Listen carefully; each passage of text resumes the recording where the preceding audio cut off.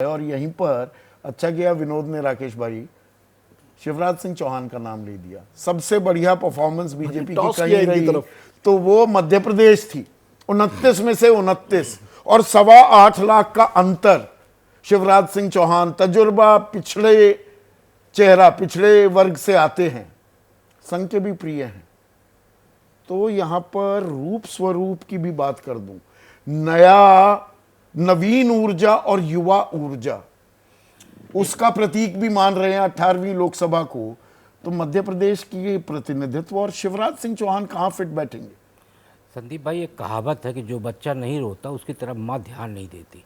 ये मध्य प्रदेश का दुर्भाग्य है कि उसके अधिकार, उसके हक को हमेशा बाहरी नेताओं को दिया गया। प्रकाश जावड़ेकर, धर्मेंद्र प्रधान, मुरलीधरन, ये तीनों राज्यसभा से मध्य प्रदेश के कोटा से आए, केंद्र सरकार में मंत्री थे।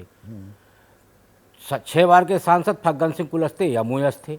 7 बार के सांसद बीरेंद्र खटीक यमुयस थे।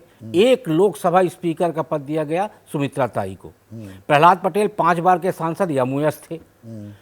ज्योतिराज सिंधिया कांग्रेस छोड़ के आए और इसी शर्त पे आए कि आप हमको कैबिनेट देंगे और हमारे विधायकों को राज्य सरकार में समाहित करेंगे। इसलिए ज्योतिराज सिंधिया को कैबिनेट मंत्री बनाया गया।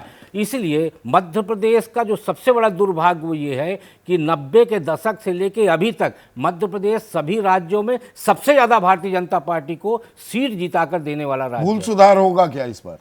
नहीं, अब भूल सुधार करेंगे नहीं, तो उसके केंद्र बिंदु में शिवराज सिंह चौहान रहने वाले हैं। यदि वरिष्ठ शिवराज सिंह चौहान को वरिष्ठता, सांसद 4 बार रहे हैं, 5 बार मुख्यमंत्री इतने साल तक रहे, तो या उनको जेपी नड्डा की कुर्सी पर बिठाया जाएगा, वो पद भी खाली होने वाला है। वरिष्ठता में आप देखिए तो सबसे वरिष्ठ 8वीं बार जीते हैं वीरेंद्र कुमार खटीक।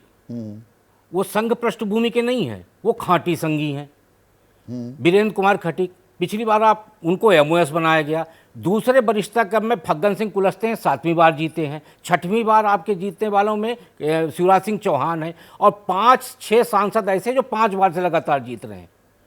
वरिष्ठता का क्रम अब कोई मायने नहीं रखता। यदि वरिष्ठता का क्रम होता तो 14 से 24 के बीच में भी तो वरिष्ठता देखी जाती। फिर जातिगत समीकरण और वरिष्ठता, मुझे लगता है मध्य प्रदेश में ये दोनों चीज़ें बेमानी है। इसलिए अब अध्यक्ष की जो आप बात कर रहे हैं तो मुझे लगता है कि अध्यक्ष के रूप में शिवराज सिंह चौहान की बजाय यदि इनका जोर चला सेंटर वालों का तो मनोहर लाल खट्टर को बनाया जाएगा अध्यक्ष। हाँ, मध्य प्रदेश के कोटे में एक बार संभावना ये है कि जैसे सुमित्रा ताई को स्पीकर बनाया गया था, तो यदि वरिष्ठता का ध्यान रखा गया और समीकरण का ध्यान रखा गया तो हो सकता है वीरेंद्र खटीक और शिवराज सिंह चौहान में से किसी एक को लोकसभा स्पीकर बनाने का प्रयास। तो ऐसे में अब एक और अहम सवाल, जो आखिरी सवाल है, अब मैं वाइंड अप करूंगा। प्रभु, ये एनडीए 3.0 है, ये मोदी 3.0 नहीं है। तो जो कैबिनेट का रूप स्वरूप होगा वो नई ऊर्जा, नवीन ऊर्जा और युवा ऊर्जा, वो भी दिखेगा, या पुराने चेहरे ही फिर से डोमिनेट करेंगे, या एक निरंतरता भी होगी पर साथ में एक बदलाव भी करने की कोशिश दिखेगी? देखो, इस कैबिनेट के अंदर जब 25% कलर बदल जाएगा, इसका जो भगवा था 100%, उसके अंदर 25% दूसरे कलर आ जाएंगे, तो उसके अंदर 75 के अंदर सबको अकोमोडेट करना होगा। मैं इस बात थोड़ा मेरे को डाउट है कि मैं आजकल कोई स्पेकुलेशन नहीं करता। शिवराज चौहान जी को स्पीकर बनेंगे, मैं इसके बारे में कुछ मतलब इसको 1% भी मानने के लिए तैयार नहीं। हो सकता है मोदी जी कुछ भी कर सकते हैं। हाँ। इसलिए मैं उसको क्वेश्चन नहीं करता। तो इसलिए उसको बात छोड़िए। ये जो है कि जितने भी कैबिनेट मंत्री बने हैं अभी तक, जो कैबिनेट का लगभग कभी से देख लीजिए आप, जवाहरलाल नेहरू के ज़माने से रीजनल रिप्रेजेंटेशन के ऊपर कभी ध्यान नहीं दिया गया है। अपने मोदी जी का ये कि बाहर से लोग ज़्यादा टेक्नोक्रेट ले गए थे। IAS ऑफिसर वैष्णव साहब हैं, कभी पॉलिटिक्स में रहे नहीं, पहली बार राज्यसभा में बना के लाए किसी और जगह से। उनको सबसे बड़े मंत्रालय दे दिए। हरदीप पुरी को रिटायर होते उसके बाद सबसे इंपॉर्टेंट मंत्रालय दे दिए।